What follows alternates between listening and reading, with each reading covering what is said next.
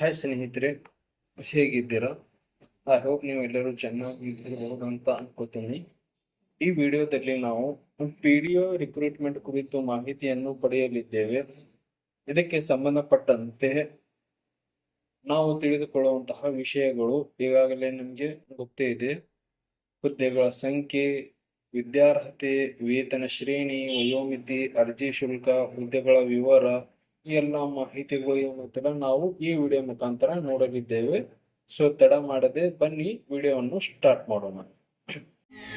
Ladies and gentlemen, the show starts in 3, 2, 1, go. So ಇದು PDO ನೇಮಕಾತಿ ಅಂದರೆ panchayat development officers, ಗ್ರಾಮೀಣ ಅಭಿವೃದ್ಧಿ ಮತ್ತು ಪಂಚಾಯತ್ ರಾಜ್ ಇಲಾಖೆಯಿಂದ ಪಂಚಾಯತಿ ಅಭಿವೃದ್ಧಿ ಅಧಿಕಾರಿ ಹುದ್ದೆಗಳ ಭರ್ತಿಗೆ ಅರ್ಹ ಮತ್ತು ಆಸಕ್ತ ಅಭ್ಯರ್ಥಿಗಳಿಂದ ಅರ್ಜಿ ಆಹ್ವಾನಿಸಲಾಗಿದೆ.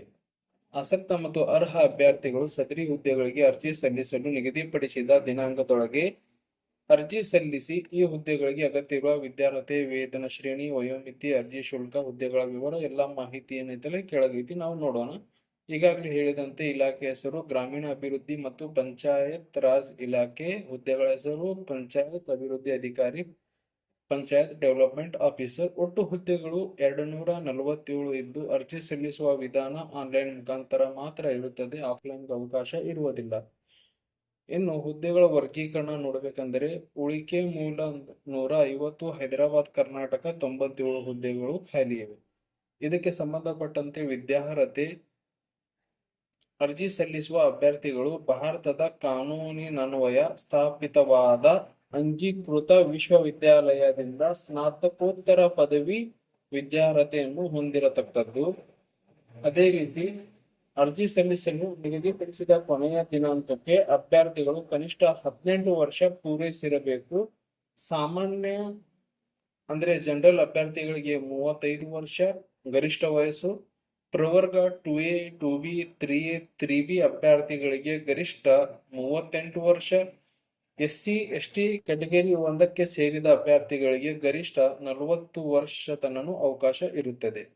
ಅದೇ ರೀತಿ ಆಯ್ಕೆಯಾದ ಅಭ್ಯರ್ಥಿಗಳಿಗೆ ಮಾಸಿಕ 37,900ರಿಂದ 70,850ರವರೆಗೆ ವೇತನ ಇರುತ್ತದೆ. ಇನ್ನು ಅರ್ಜಿ ಸಲ್ಲಿಸ ಬಯಸುವ ಅಭ್ಯರ್ಥಿಗಳು ಸಾಮಾನ್ಯ ಕ್ಯಾಟಗರಿಯವರಿಗೆ 600 ರೂಪಾಯಿ, 2A, 2B, 3A, 3B ಅಭ್ಯರ್ಥಿಗಳಿಗೆ 300 ರೂಪಾಯಿ, ಮಾಜಿ ಸೈನಿಕ ಅಭ್ಯರ್ಥಿಗಳಿಗೆ 50 ರೂಪಾಯಿ, SC/ST ಕ್ಯಾಟಗರಿ 1 ಅಂಗವಿಕಲ ಅಭ್ಯರ್ಥಿಗಳಿಗೆ ಯಾವುದೇ ಶುಲ್ಕ ಇರುವುದಿಲ್ಲ. ಅಭ್ಯರ್ಥಿಗಳು ಆನ್ಲೈನ್ನಲ್ಲಿ debit card, credit card, net banking, UPI ಮೂಲಕ ಶುಲ್ಕ ಪಾವತಿಸಬಹುದು. ಇನ್ನು ಆಯ್ಕೆ ವಿಧಾನ ಸ್ಪರ್ಧಾತ್ಮಕ ಪರೀಕ್ಷೆ ನಡೆಸಿ ಅಭ್ಯರ್ಥಿಗಳನ್ನು ಹುದ್ದೆಗಳಿಗೆ ಆಯ್ಕೆ ಮಾಡಲಾಗುವುದು. ಇಂಪಾರ್ಟೆಂಟ್ ದಿನಾಂಕಗಳು ನಾವೇನಿದ್ದಲ್ಲ ಇಲ್ಲಿ ನೋಡೋಣ. ಅರ್ಜಿ ಸಲ್ಲಿಸಲು ಪ್ರಾರಂಭಿಕ ದಿನಾಂಕ 15 ಏಪ್ರಿಲ್ 2024 ಇತ್ತು. ಅದೇ ರೀತಿ ಅರ್ಜಿ ಸಲ್ಲಿಸಲು ಕೊನೆಯ ದಿನಾಂಕ 15 ಮೇ 2024ರವರೆಗೆ ಇತ್ತು. ಅದನ್ನು ಈಗ ಎಕ್ಸ್ಟೆಂಡ್ ಮಾಡಿ ಅಕ್ಟೋಬರ್ 3, 2024ರವರೆಗೆ ಅವಕಾಶ ಕೊಟ್ಟಿರುತ್ತಾರೆ. ಸ್ನೇಹಿತರೆ, ಯಾರಿಗಾದರೂ ಲಿಂಕ್ ಬೇಕಾಗಿತ್ತಂದ್ರೆ ಕಮೆಂಟ್ ಮಾಡಬಹುದು. ಅರ್ಜಿ ನೋಟಿಫಿಕೇಶನ್ ಲಿಂಕ್ ಸಬ್ಮಿಟ್ ಮಾಡ್ತೀನಿ. ನೀವು ಅರ್ಜಿ ಸಲ್ಲಿಸಕ್ಕೆ ಆನ್ಲೈನ್ ವೆಬ್ಸೈಟ್ ಲಿಂಕ್ ಕೂಡ ಈ ವಿಡಿಯೋ ಮುಖಾಂತರ ಅಥವಾ ನಿಮ್ಮ ಕಮೆಂಟ್ಗೆ ರಿಪ್ಲೈ ಕೊಟ್ಟು ನಾನು ಲಿಂಕ್ ನಿಮಗೆ ಸಬ್ಮಿಟ್ ಮಾಡ್ತೀನಿ ಅಥವಾ ಕೊಡ್ತೀನಿ. ಸ್ನೇಹಿತರೆ, ಈ ವಿಡಿಯೋದಲ್ಲಿ ಇಷ್ಟೇ. ಮತ್ತೆ ಸಿಗೋಣ ಮುಂದಿನ ವಿಡಿಯೋದಲ್ಲಿ. Thank you.